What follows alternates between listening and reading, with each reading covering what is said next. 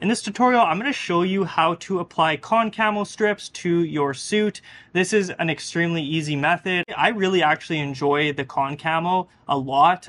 It's very easy to apply. It adds bulkiness to your suit because when it is hanging from your suit, as you can see, it adds just a long, just kind of strand of bulkiness to the suit. It just helps further bulk the suit out. I personally like applying the Concamo to my forearm areas because it just kind of hangs from my suit. So I thought that I would include it in here just to show you guys how I actually do apply the Concamo. So basically what I'm going to do is I'm going to take a cable tie, I'm going to poke it through, assuming that this is a suit, and literally all I'm going to do is make a loop like so. I'm going to click it a few times just like that. So now we have a little loop sitting here, and I'm going to take the Concamo, and all I'm going to do is tie one knot on it.